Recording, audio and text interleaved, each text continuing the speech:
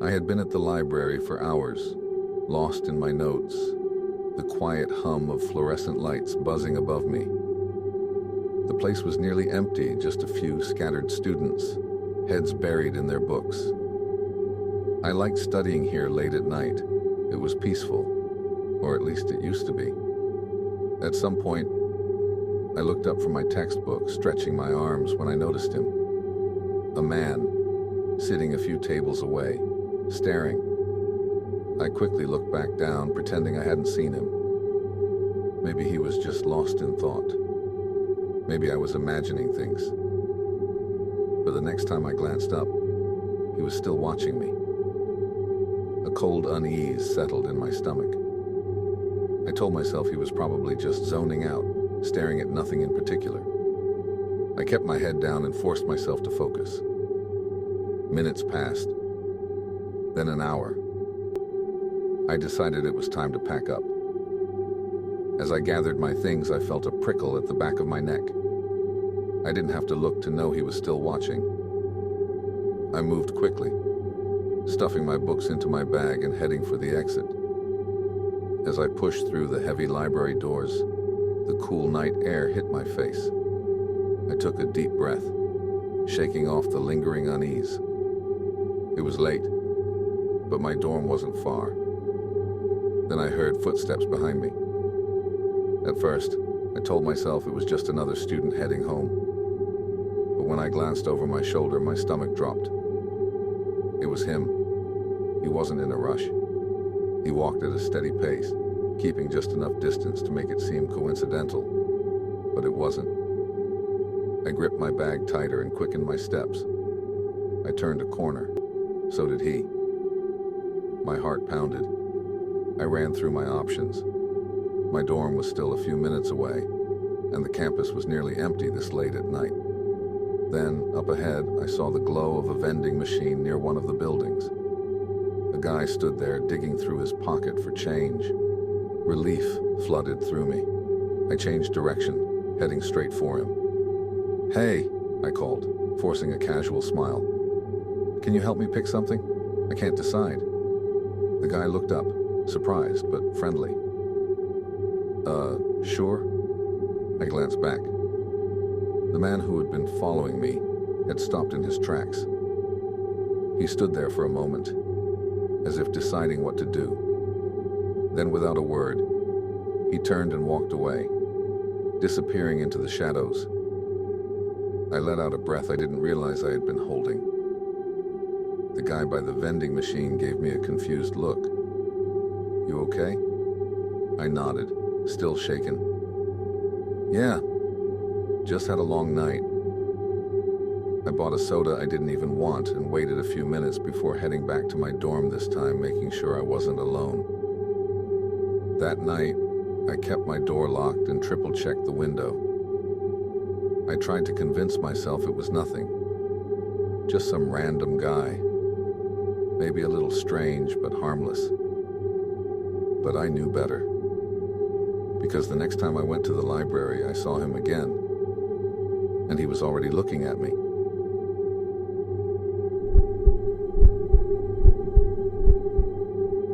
I still don't know what I saw that night. It happened during my first year of college when I was living in the dorms. My building was old, like creaky floors, dim hallways, doors that didn't quite fit their frames. The kind of place that always felt just a little off, like it had too much history trapped in its walls. That night, I was alone. My roommate had gone home for the weekend, leaving me with an empty dorm and a desk full of notes to study.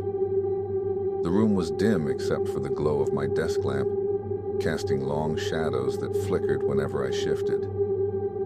Outside, the hallway had been quiet for hours. No voices, no footsteps. Just that heavy stillness that makes you feel like you're the last person left in the world. I was deep in my notes when I heard it. A knock, soft but deliberate. I froze, my pen hovering over the page. It was past midnight, and no one had texted or called. For a moment, I wondered if I imagined it, just the fatigue playing tricks on me. But then it came again, 3 slow, steady taps. My stomach tightened. I turned toward the door, suddenly aware of how silent everything had become. There were no sounds from the other rooms, no music, no murmurs of late-night conversations. Just that awful, stretching silence. I swallowed hard and stood up. The door was just a few steps away, but each one felt heavier than it should have, like I was walking through something unseen. Another knock. Softer this time. A cold unease crept up my spine. Something felt wrong.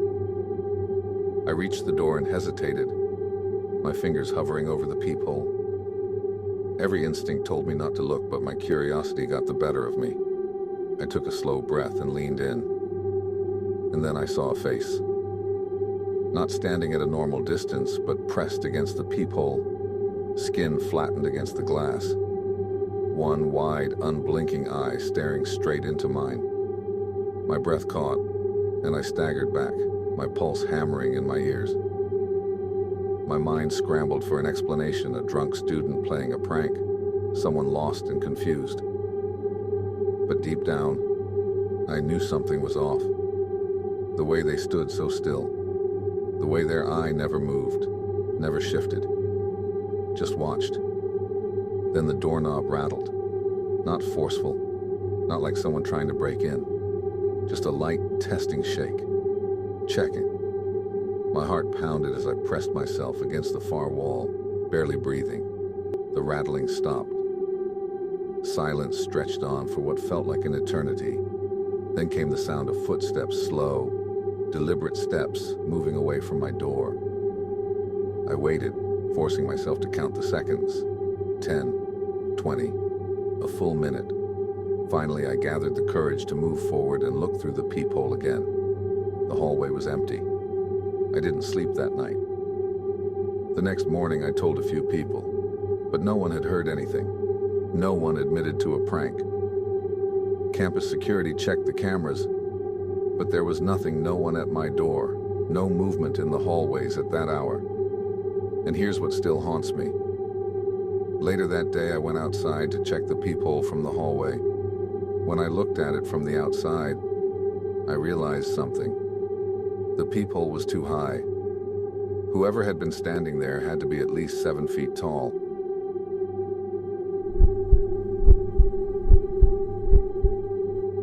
It was just a normal campus event, one of those casual gatherings with food, music, and people you barely knew. I wasn't even planning to go, but my friend insisted, saying it would be fun.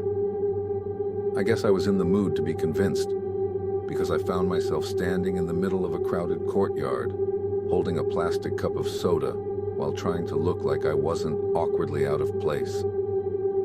The evening was a blur of conversations, laughter, and bad DJ music. Nothing unusual, nothing worth remembering. At some point, someone suggested taking a group picture. One of the event organizers grabbed a phone, gathered everyone together, and we all squeezed in, smiling under the artificial glow of campus lights. A few goofy poses, some forced enthusiasm, and then it was done. I didn't think about it again until later that night. I was lying in bed, scrolling through my phone, half asleep, when a notification popped up in the group chat. Here's the pic from tonight. I clicked on it without much thought. At first glance, it was exactly what I expected, a bunch of students crammed together, some making peace signs, others caught mid-laugh. I spotted myself near the middle, looking more tired than anything else. But then my eyes drifted to the back. There was someone there. A guy standing just behind the group, slightly out of focus. His face was pale, almost washed out by the lighting, and he wasn't smiling. Unlike the rest of us, he stood perfectly still, staring straight at the camera with this blank, unreadable expression. Something about him made my skin crawl. I squinted, trying to place him. Had he been at the event? Maybe he showed up late and wandered into the shot. But the more I stared, the more certain I became I had never seen him before. The chat was already buzzing. "Who's that in the back?" A weird feeling settled in my stomach. I scrolled through my own photos from the night, checking the ones I had taken. The same angle, the same group. No extra person in the background. My heart started pounding. Maybe it was a trick of the light, or maybe I just didn't notice him before. But something about that pale face, that unnatural stillness, it didn't feel right. I opened the picture again, zooming in, my fingers trembling slightly. And that's when I noticed something that made my breath catch in my throat. His eyes, they weren't just staring at the camera. They were staring at me. A deep, empty gaze that made me feel cold all over, like he'd been watching the whole time. The longer I looked, the more wrong it felt. His features seemed off too smooth, too blurred, like he didn't quite belong in the image, almost as if he had been added after the fact. I shut off my phone and tossed it onto my nightstand, trying to shake off the unease creeping over me. It was probably nothing.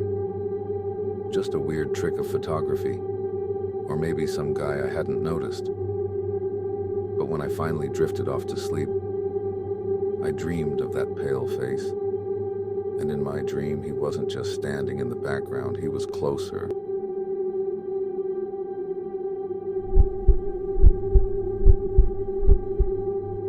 My friend Daniel had been obsessed with this rumor about an old maintenance tunnel beneath campus, something built decades ago and long forgotten. Some students claimed it connected old buildings. Others said it led to a fallout shelter from the Cold War era. Most people didn't care. But Daniel? He wouldn't shut up about it. "Come on, man," he said one night. "It's probably just a bunch of empty rooms. But what if there's something cool down there? Old files, weird artifacts, maybe even some abandoned classrooms." I wasn't as eager, but I didn't want to back out either. So, a few nights later, armed with flashlights and an old map Daniel had found online, we slipped into the maintenance wing of one of the older buildings. The entrance wasn't hard to find, just a rusted metal door at the end of a forgotten hallway. It wasn't even locked. One solid push, and the hinges groaned, sending dust swirling in the dim light. The tunnel beyond was narrow, lined with rusted pipes and flickering emergency lights. The air was stale, damp, with that distinct basement-like smell of mildew and old concrete. The deeper we went, the quieter everything became, our footsteps echoing against the brick walls. "This is insane," I muttered. "What if we get caught?" Daniel shot me a grin. "Relax, no one comes down here. We'll just check it out and leave." We moved cautiously, our flashlights sweeping over crumbling walls and tangled wiring. The space felt more like an underground storage area than a tunnel. Some doors led to old supply closets filled with broken desks, rusted equipment, and forgotten paperwork. Then, at the very end of the corridor, past all the dust-covered junk, we found a heavy metal door. Unlike the others, this one was different. It was secured with a thick rusted chain and a heavy-duty padlock. Daniel nudged me. "Why lock this one up and leave everything else open?" "Maybe because we're not supposed to be here," I shot back. But he wasn't listening. He stepped closer, pressing his ear to the door. His face changed. "I think I hear something," he whispered. I frowned. "Like what?"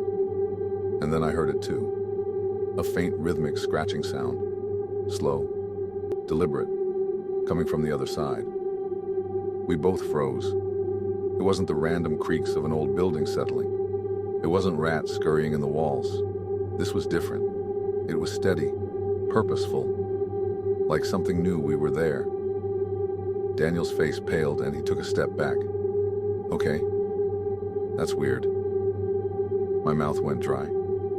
"Let's go," I said. But just as we turned to leave, the scratching stopped. For a moment, there was nothing. Then something slammed into the door. We stumbled backward, our flashlights shaking. The metal door shuddered, sending dust raining from the ceiling. We didn't wait. We ran. The tunnel felt longer than before, stretching endlessly ahead of us. My legs burned, my breath came in ragged gasps, but I didn't dare slow down. The air felt heavier, pressing in on me as if the walls themselves were closing in. When we finally reached the exit and burst back into the main building, the door behind us slammed shut with a force that made the walls rattle. For a long moment, neither of us spoke. Then Daniel let out a shaky laugh, though there was nothing funny about what had just happened. Well, that was definitely not nothing. I swallowed hard, still trying to steady my breathing. We never went back, but sometimes when I pass by that old building, I swear I hear it, that faint rhythmic sound.